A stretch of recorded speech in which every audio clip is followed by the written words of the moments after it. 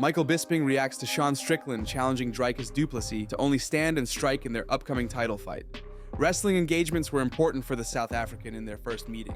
It was something that edged him out a decision victory after a closely contested bout. Understanding his disadvantage in this area, the former champion recently called for Dricus to fight like a man, as he called it, and challenged him to basically have a striking fight in their title rematch, with no grappling exchanges. Whether this is a tactical move by Strickland in hopes of actually baiting Duplessis to just stand with him, with the intention of proving that he doesn't need to rely on his wrestling skills in order to secure a victory, or it is just something that Strickland said because he just felt like it, we don't know. But it's most certainly not going to force Dricus to suddenly reassess his fight plan and alter it just to please a portion of the crowd and play right into Strickland's wishes.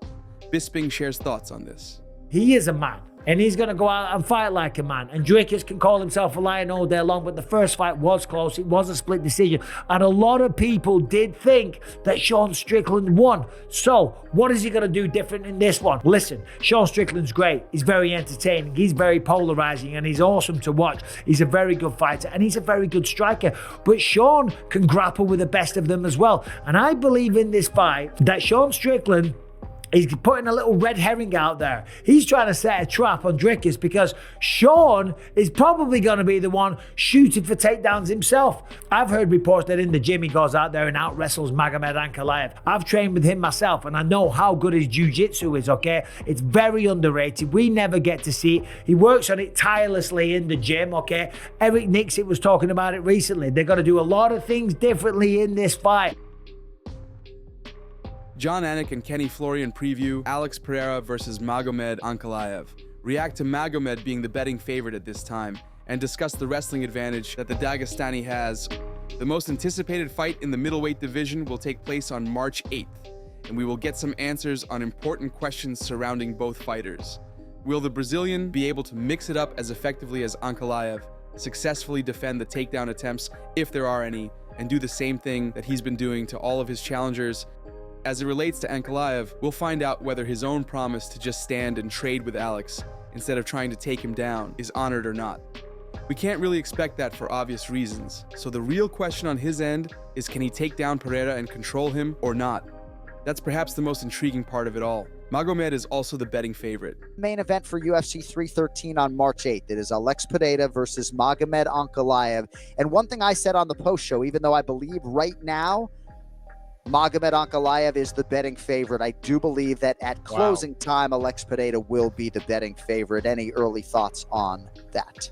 Well, I agree with that. I think that Pereira will probably end up being the favorite just because, you know, when you're looking at that, you're looking at Ankalaev's ability to take people down, and that has traditionally been a potential weakness or attack vector that people have tried on someone like Alex Pereira. Obviously, when you get one of the best strikers to ever walk inside the octagon, that should be your approach. Take the guy down. Do not trade with someone like Pereira. But you know, I think that Pereira knows this. He's been working on it. I see a lot of grappling training that he's been a part of, and that's going to be the key to his success. If he's able to stop the takedown, he's going to increase his odds greatly.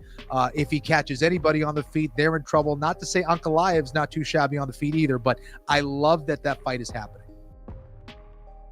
Kamaru Usman and Henry Cejudo discuss what's next for Merab. The Georgian champion has already cleaned out almost the entire division, and his first successful title defense against Umar Magomedov only strengthened his position as the undisputed king of bantamweights. Now, not only has he seen significant increase in popularity, which isn't at all surprising, considering the heated rivalry with Umar during the whole build-up culminating in Merab's impressive performance, but he has beat most of the contenders in his division, with the only realistic option for him as a challenger who he hasn't faced is Corey Sandhagen. The Sandman has some work to do, as his last octagon outing resulted in a loss to Umar, so he most likely won't be getting a title shot while coming off a loss. But in a conversation with Kamaru, Henry said that he thinks Sandhagen is the only interesting option for Merab at this point. The two speculated about the future of the bantamweight title picture. I will say this, give him Sandhagen. I think Sandhagen is the perfect matchup. I mean, he's beating Cejudo, he's beating Jan, he already beat Umar Nurmagomedov. You know, Davis Figueiredo's coming off of loss to a guy that he beat. I think the only true raw talent that's really out there for a guy like Merab is Corey Sandhagen.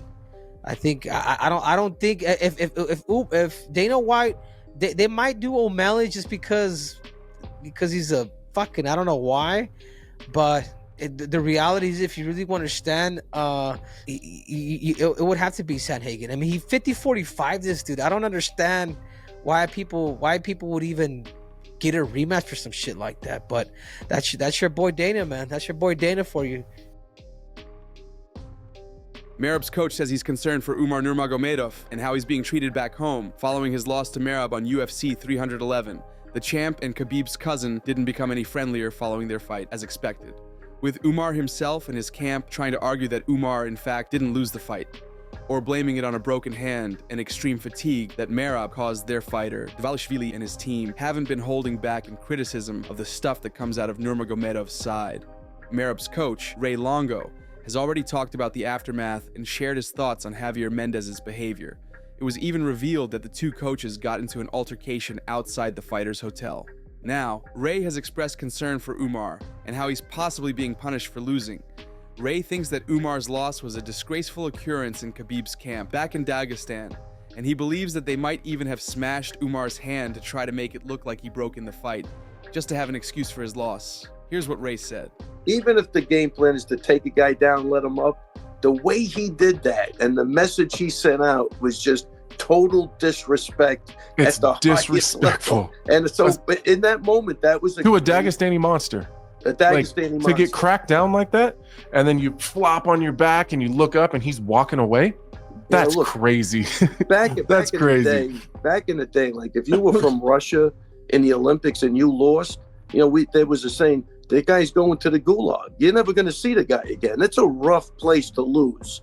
Very rough place to lose, Somebody was asking me about his hand. I go, I didn't see anything in the fight, but because he lost, I wouldn't be surprised if they smashed it with a hammer in the back. I feel bad for Umar. I think he's in trouble.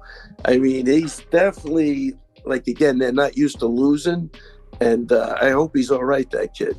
Yeah. I'm sure that it's got to be painful, to be the only, one of the only guys on the team. God, man, imagine the only guy that's lost in the last how many years? Can you imagine having to walk back to that locker room? No. No way. I hope he has some loving people around him, because that's what he's going to need. He needs a hug, that kid. I'm sure he's getting his brains beat in.